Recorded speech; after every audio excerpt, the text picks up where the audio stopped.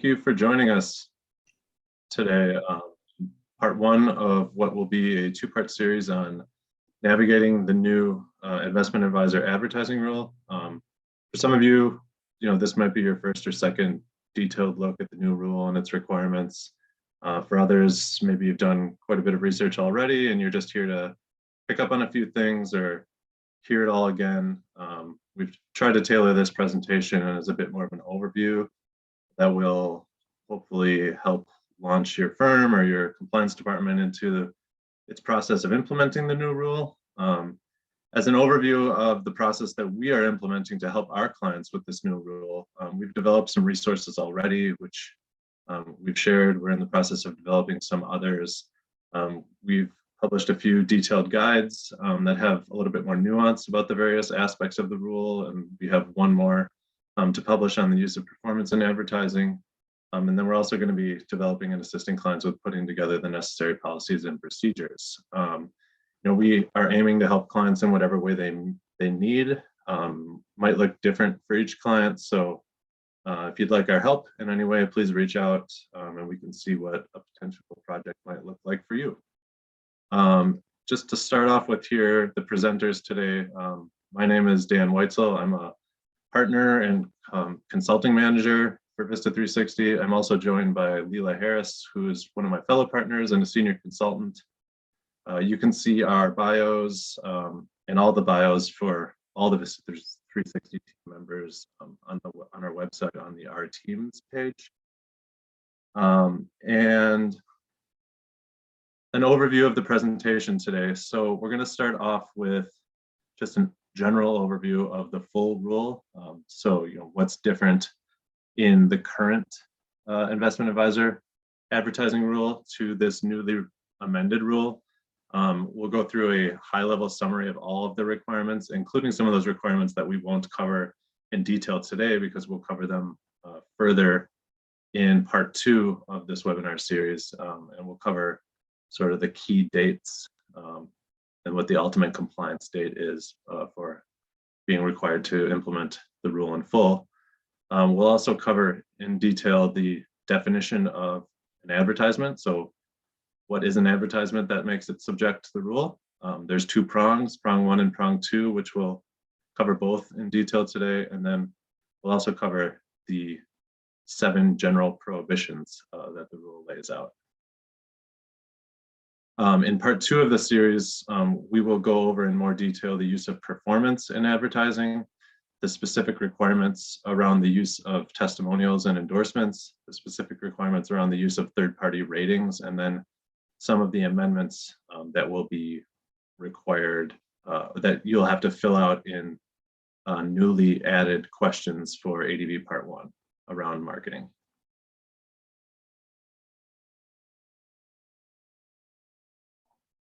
So with that, I will kick it over to Leela, who will take us through an overview of the new rule. Thank you, Dan. Before we get into a more detailed discussion of the definition of an advertisement and the general prohibitions, we want to briefly discuss challenges of the current rule and give an overview of what will change as well as the basic components of the new advertising rule. So current rule challenges. The current rule is outdated and it hasn't been updated in quite some time, so it doesn't address modern marketing concepts and methods, for example, the use of social media. It's also written really basically and has been updated over time through a multitude of guidance statements and no action letters, which creates some challenges because everything isn't in one place. And finally, the existing rule includes prohibitions on things like testimonials, which isn't aligned with how people expect to be marketed to now. So what is different about the new rule?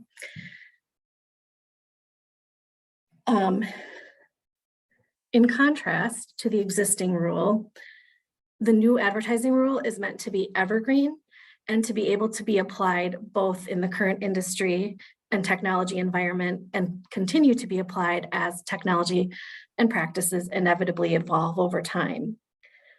One major difference between the existing and new rule is that the definition of an advertisement in the new rule is based on the content of the communication as opposed to the way it's disseminated. And the new advertising rule takes a principles-based approach, which includes 7 general prohibitions that apply to all advertising materials. As noted on the previous slide, the new rule takes a principles-based approach, so it doesn't include per se prohibitions, but instead it outlines conditions that need to be met when engaging in activities like testimonials. It also explicitly covers private fund marketing and private fund placement agent activities. And finally, the new rule incorporates elements of the previously separate cash solicitation rule and has been expanded to also apply to testimonials and solicitation activities for which non-cash compensation is received. All right, well, now we'll give a brief overview of each of the components of the new advertising rule. First, as Dan mentioned earlier, the rule takes a 2-prong approach to define what constitutes an advertisement.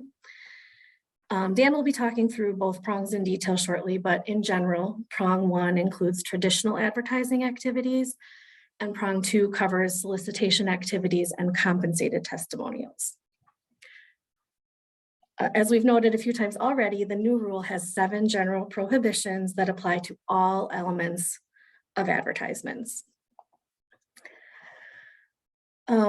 In contrast to the old rule, which did not allow testimonials, the new rule does allow testimonials, and it details the conditions that need to be met when using testimonials or endorsements.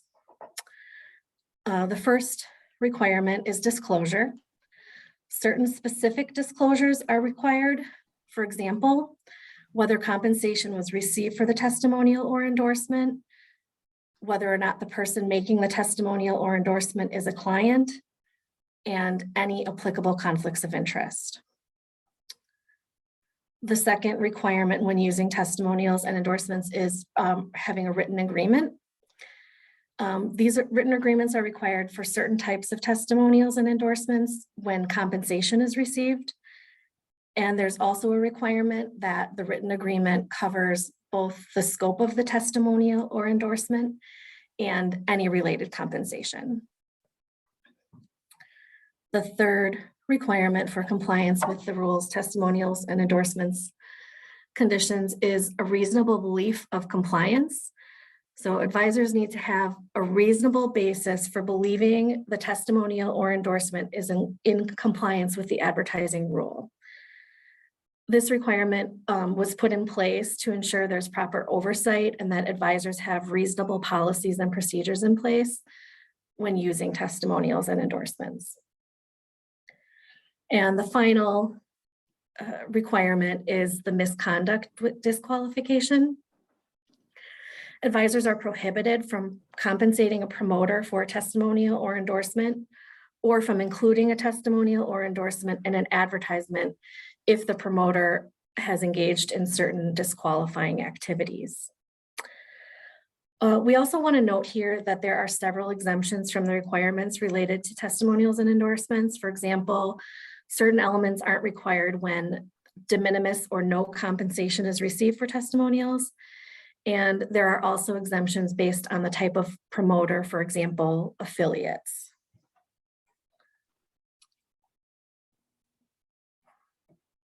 The rule also outlines requirements when utilizing third-party ratings in advertising.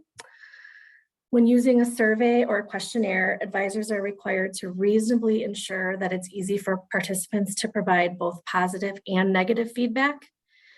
And the rule also requires that certain disclosures, including the date the rating was given and the period it covers, what entity performed the rating, and whether the advisor paid anything in order to participate in the survey or questionnaire. The rule also includes several performance advertising provisions. First, if gross performance is used, net performance must be included with equal prominence. And this applies regardless of whether the audience for the advertisement is institutional or retail. Second, advertisements that include performance will be required to include performance for the prescribed time periods, which are 1, 5, and 10 years, or since inception if the track record isn't long enough to include all of the prescribed periods as of the most recent year end. The new rule also defines several different types of performance and outlines requirements when presenting each type of performance. Related performance. The related performance concept is included in the rule in order to prevent advisors from cherry picking when accounts are included in performance advertising. I'm sorry, in cherry picking which accounts are included in performance advertising. In general, when presenting related performance for a strategy or composite, all related portfolios need to be included unless removing a portfolio will not lead to material higher performance or create a situation where performance for all of the prescribed performance periods cannot be shown. Hypothetical performance. Hypothetical performance is any performance results that are not actually achieved by a portfolio managed by the advisor. Examples of hypothetical performance include model performance, back-tested performance, and target or projected performance.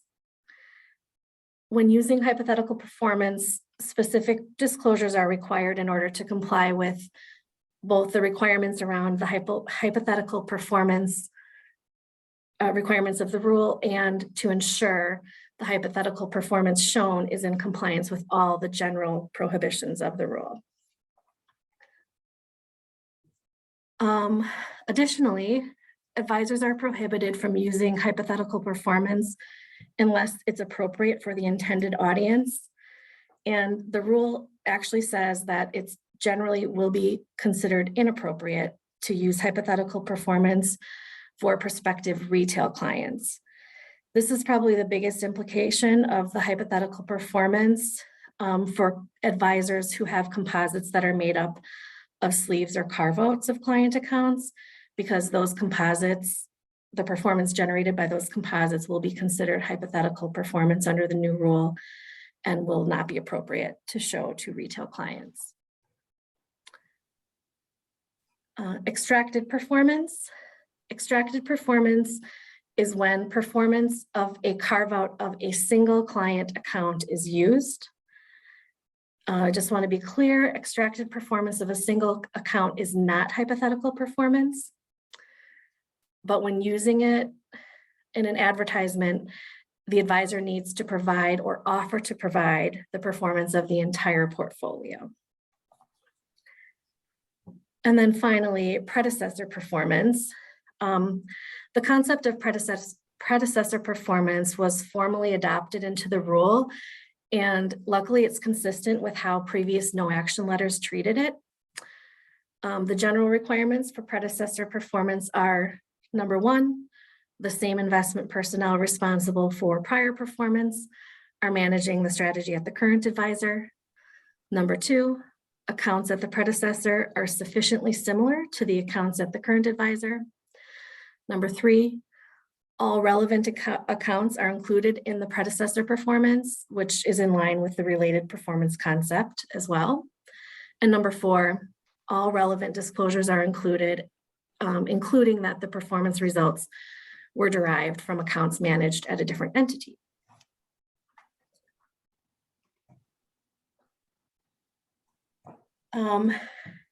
Advisors will need to implement policies and procedures to comply with the new rule, including policies and procedures around the expanded record retention requirements.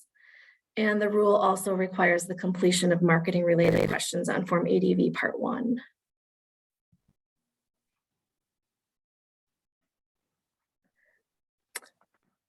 Compliance date. So the advertising rule was effective as of May 4th, 2021. And firms need to be in compliance with the rule on November 4th of this year, 2022. Advisors can choose to adopt the new rule earlier than November 4th, but if they do so, they need to comply with the entire new rule.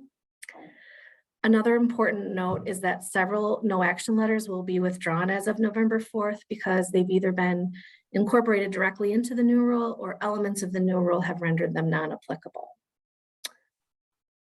And now I will pass it on to Dan to go over the definition of an advertisement.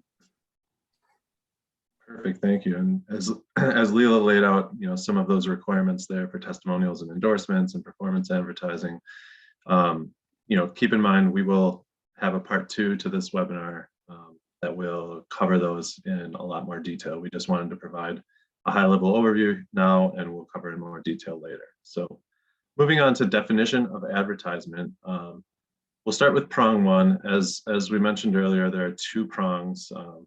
Prong 1 covers traditional advertising or marketing activities. So this is sort of what you would think of as your bread and butter marketing materials that you've been using for years and years.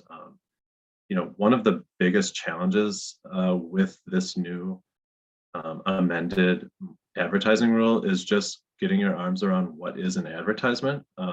Obviously, when you determine what all of your advertisements are, it's going to become a lot more easy to apply the new rules to them. And anything that is not considered an advertisement, then none of the rules apply. So we're going to spend quite a bit of time today going through some of the nuance of what is and what is not an advertisement under the new definition. So starting with prong 1, the definition, and we've underlined here a couple of the key pieces that we'll discuss in more detail as we go. So it's any direct or indirect communication.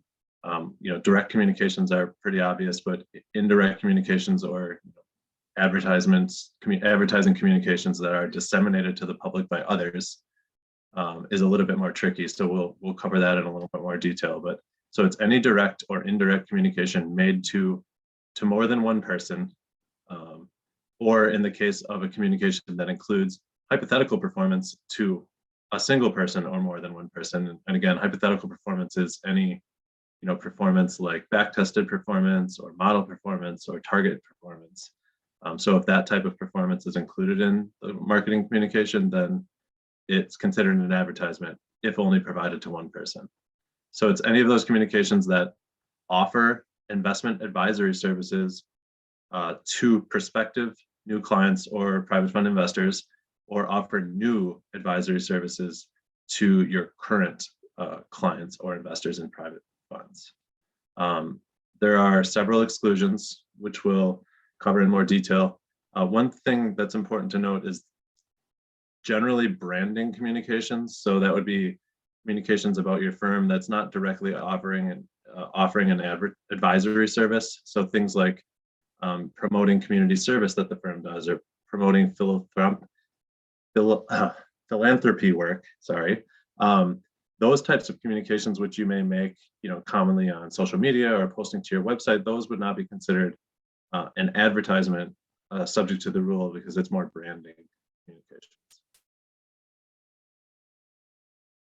So what are some common examples of an advertising communication that meets the prong 1 definition? So a lot of these that are listed here are things you would always think of as marketing. So pitch book, fact sheet, brochures, emails that are sent out to more than one person. So a mass communicated email, information on your website.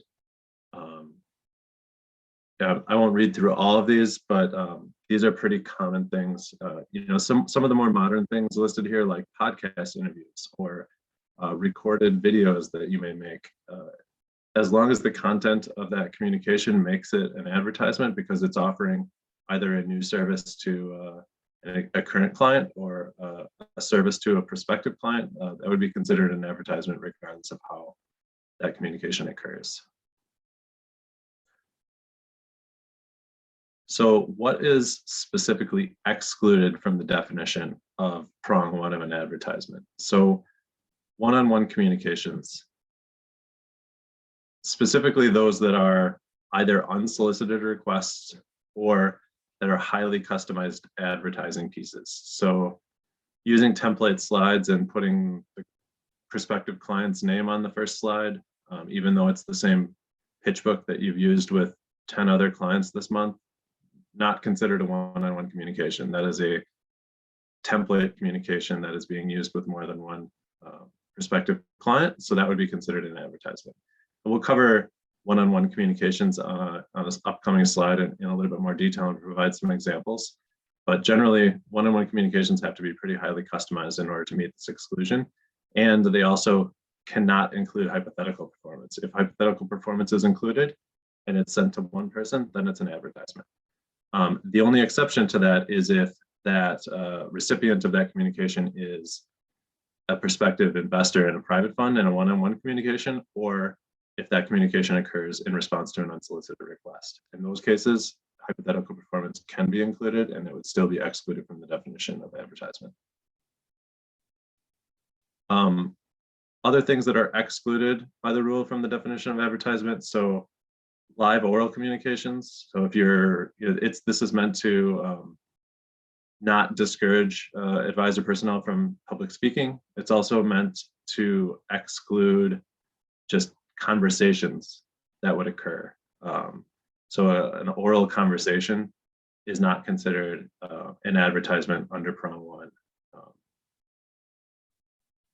And then finally, the last exclusion is any information that's included in a statutory or regulatory notice or filing is not considered an advertisement. So for example, an advisor's ADV filing, the brochure doesn't need to have disclosures because it's not considered an advertisement because that is being, that communication is occurring in response to a regulatory requirement.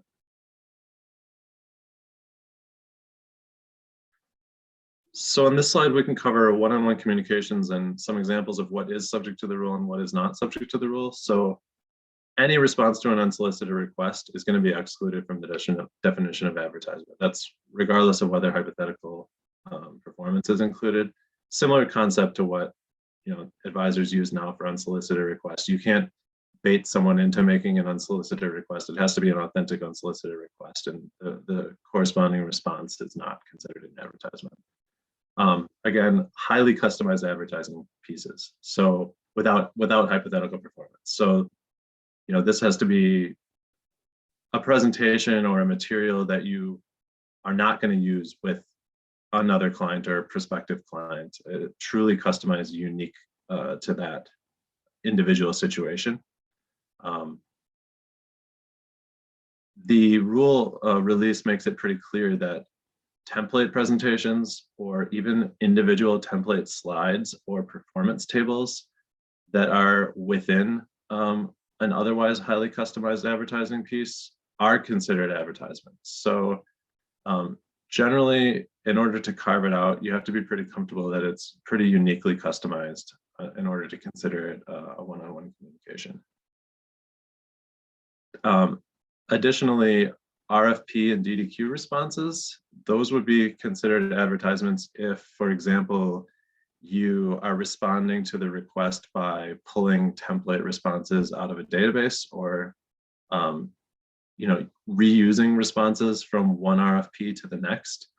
Those responses would be considered advertising, but any, again, very unique or novel response that you would have in response to an RFP may not be considered an advertisement because you can carve it out under the one-on-one exclusion.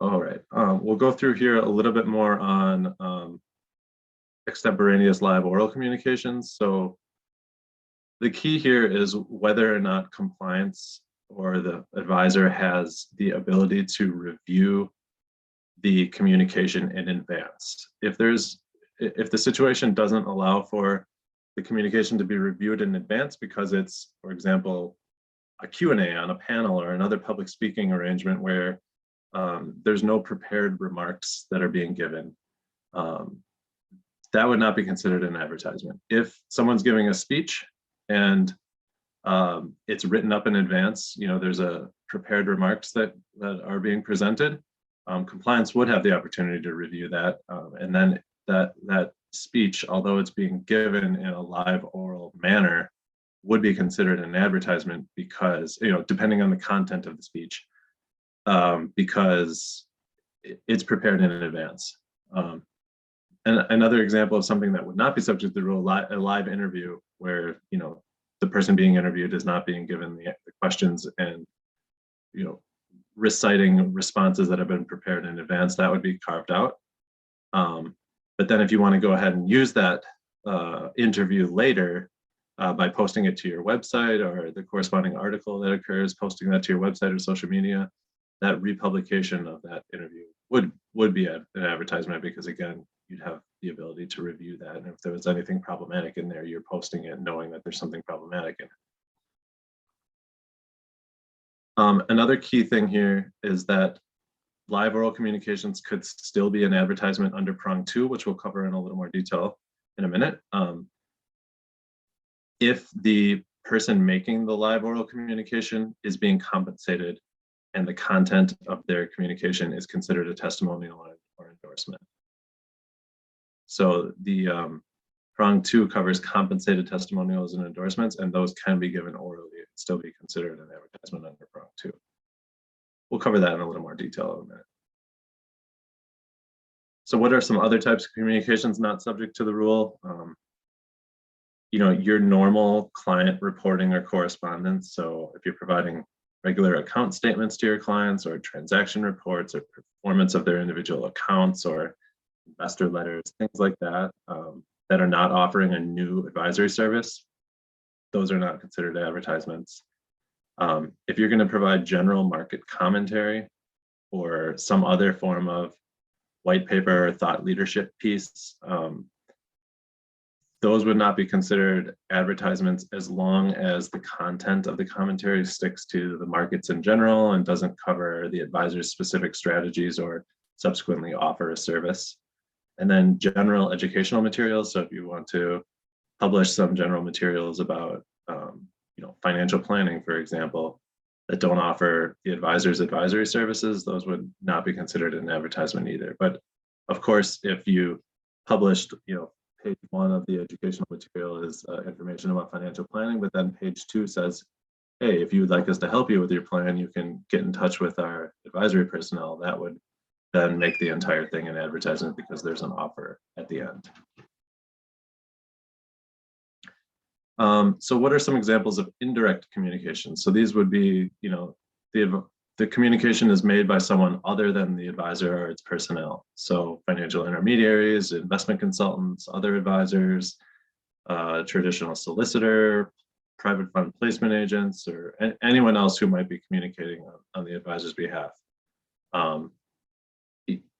Again, if the content makes it an advertisement and it's being distributed indirectly or by someone else, it can still be an advertisement under prong 1. These would be, for example, an advertisement that a third party sends out, but the advisor has reviewed and approved it or worked with the third party to create the communication or the material. That material would be attributed to the advisor, even though it's physically distributed by a third party. And also, if an affiliate is marketing on behalf of the advisor, that affiliate's activities are always attributable to the advisor under the rule. An example of something that would not be included is if the third party, gets a presentation that you've worked with them on, and certain comments by the advisor weren't incorporated, or there were additional slides added or unapproved communications that were added to the materials, the advisor wouldn't necessarily be responsible for that unapproved portion of the communication.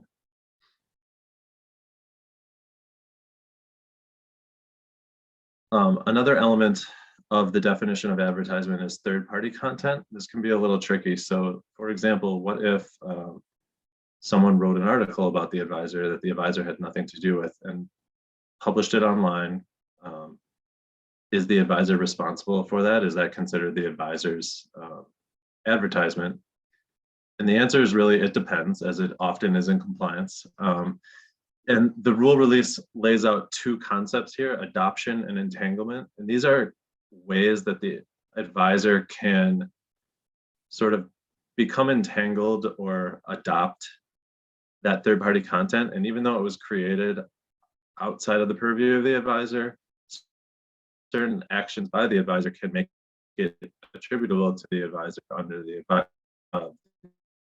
advertising rule. So adoption is any action taken by the advisor that explicitly or implicitly endorses or approves of the third-party content after its creation. So an example of that would be someone writes an article about you and you like it. You post a link to it on your Facebook page. You've now adopted that content. And even though it was created by a third party without your involvement, it becomes your advertisement under the rule. The concept of entanglement is if you are essentially entangled with the process of preparing that content. So you're working with the third party to prepare that content. So some examples of things that would be subject to the rule, third-party content that would be subject to the rule. So this first bullet is the one I just went through, where third party creates the content on its own, but you either incorporate it into your website or your social media, or you add a slide for it into a pitch book or something. You've now essentially adopted that as your own. You share a third party social media post. That would, again, you're essentially endorsing or adopting that third party communication as your own. One key thing here is that any communication created about the advisor by an advisor's affiliate is always going to be considered the responsibility of the advisor. So you can't say that an affiliate is creating third-party content and you had nothing to do with it. It's assumed that the advisor's affiliate, the advisor's affiliate and the advisor are working together for content disseminated by the advisor's affiliate. We'll cover this a little bit more because these concepts really apply themselves to social media. And there's an upcoming slide that covers social media a little bit more. So what third-party content is not subject to the rule, or what third-party content is not considered the advisor's advertisement.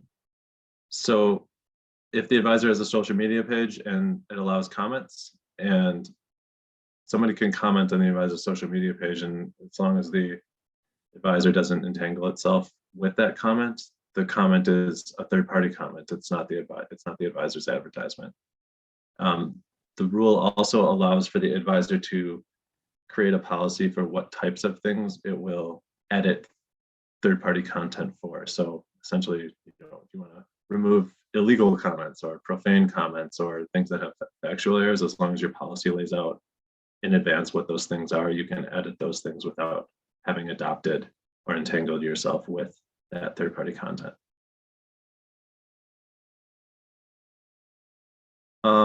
So the last slide here for prong one is social media. So one of the big challenges of the marketing rule that is currently in place is that it does not apply itself well to social media. And the SEC has given some guidance over the years, but not a ton on what you can do and can't do on social media, which has caused a lot of advisors to shy away from social media. The good news is the new rule release has a lot more information about social media and how to apply the rule to social media, again, because the content is what's important, not so much the dissemination method.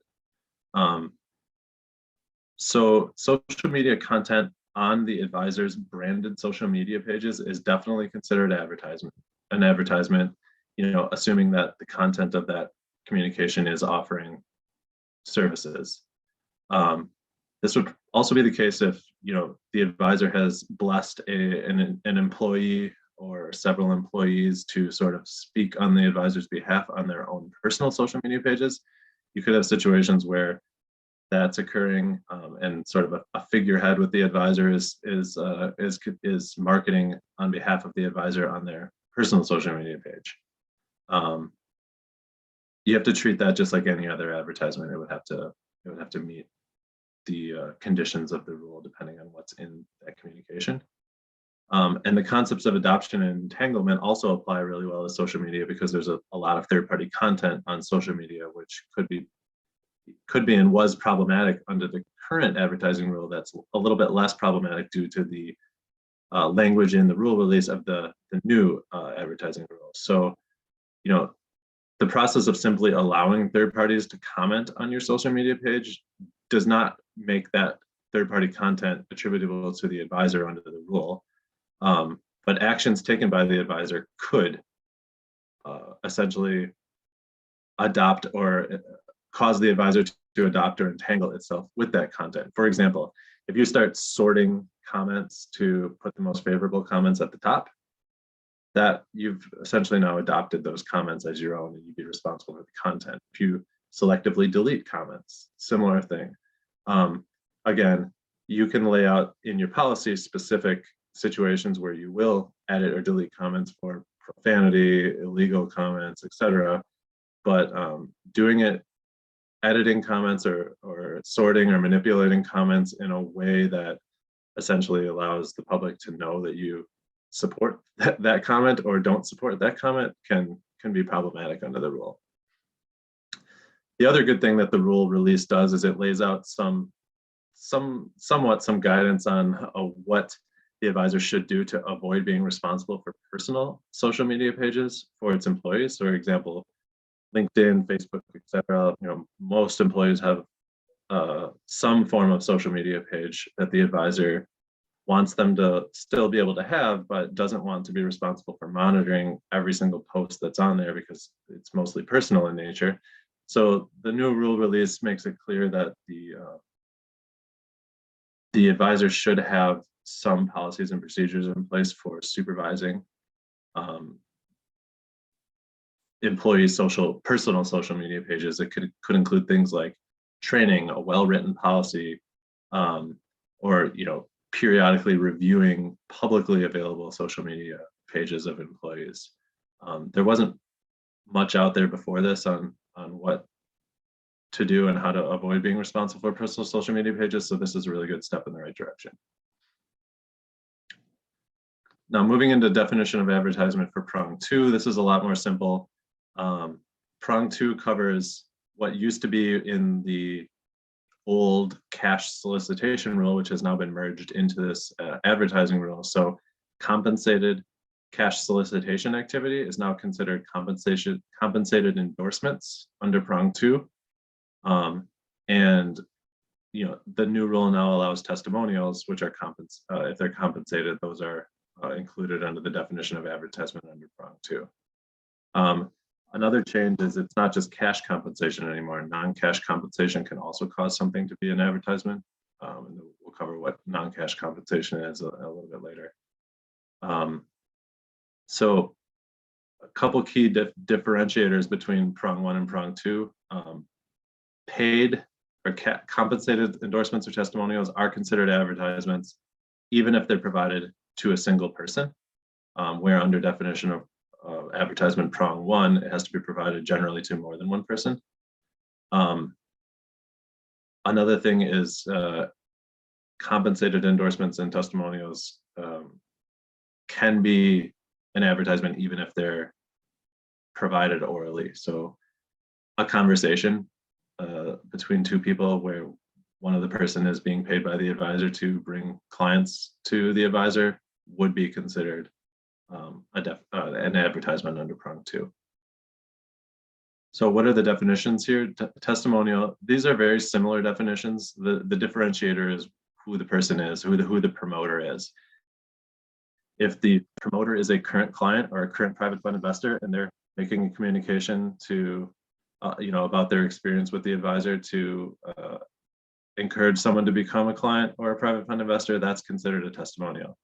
If the promoter is not a current client, so anyone who's not a current client, and they're making a similar communication, that's considered an endorsement.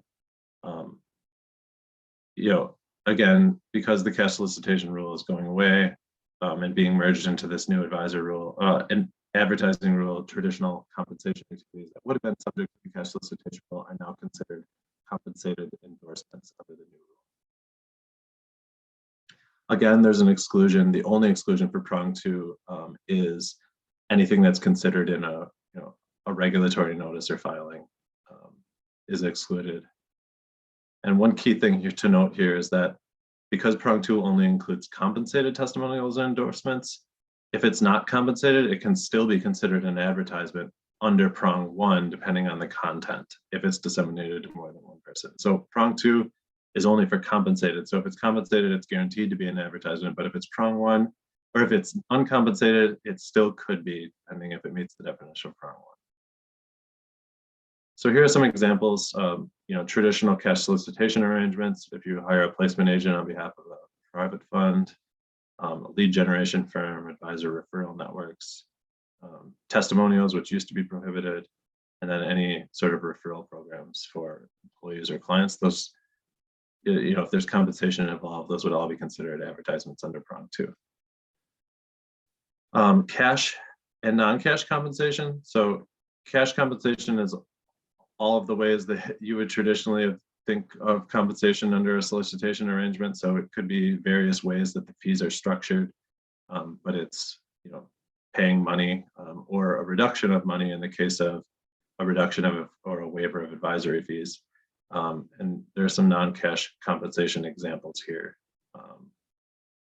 If you have an agreement to utilize a specific product or direct brokerage in exchange for referrals, that would be considered non-cash compensation. I'll kick it back to Leela to cover the 7 general prohibitions now. Thanks, Dan. The new advertising rule has 7 principles-based general prohibitions that need to be complied with for all advertisements and all components of the advertising rule. For each element of the rule, all conditions and requirements outlined in the rule need to be met, and these elements need to comply with the general prohibitions. In general, these prohibitions aren't materially different from how we think about the content of advertisements under the existing rule. And they do allow for a lot of flexibility, but it will still be really important for advisors to perform a review of any marketing pieces they intend to use after the compliance date, just to make sure none of the content violates any of the general prohibitions and adequate disclosure is included, in addition to confirming any other applicable requirements of the rule are met. Disclosure is going to be the key to complying with the advertising rule and not violating any of these general prohibitions. So now we'll just go through each of them quickly here. The first one is untrue statements and omissions are prohibited. So nothing in an advertisement can be an untrue representation of a material fact, and all necessary information to not make a statement misleading needs to be included. Unsubstantiated statements, of course, are also prohibited. So advisors need to be able to or have a reasonable belief that they can substantiate any statement made in an advertisement. Untrue or misleading implications or inferences are prohibited. Advisors need to refrain from including any information that could cause someone to come to an untrue or misleading conclusion based on the information presented. Unfair or unbalanced presentation of benefits, risks, and limitations. So what this means is when discussing the benefits of hiring an advisor or investing in a strategy, advisors also need to include any material risks or limitations, and they need to do so in a fair and balanced way. Unfair or unbalanced presentation of specific investment advice. Advisors cannot reference the results of any specific investment advice in a way that is not fair and balanced. And then unfair or unbalanced presentation of performance. All performance included in advertisements cannot be cherry-picked to include or exclude certain performance results or otherwise present performance in a way that isn't fair and balanced or could be considered misleading. And then the rule includes this catch-all that just basically states an advertisement can't include any other information that could be materially misleading in a way not described in the 6 provisions above. As I noted, we recommend advisors review all their materials with these general prohibitions in mind as part of their effort to comply with the new rule and focus on ensuring the content of the advertisements is in compliance with these prohibitions, and all necessary disclosures are included. Okay, well, that's all we have for you today. As a reminder, there will be a part 2 to this webinar coming up where we'll cover in more detail the use of performance, requirements around testimonials, endorsements, and third-party ratings, and the new Form A to B Part 1 questions. Please reach out if you have questions in the meantime. If you're a current client, you can reach out directly to your the consultants on your team, and if you don't have a good contact, you can either you can go to our website and submit a question on the contact us form, or you can email info@vista360llc.com and we'll get in touch. But otherwise, thank you for joining.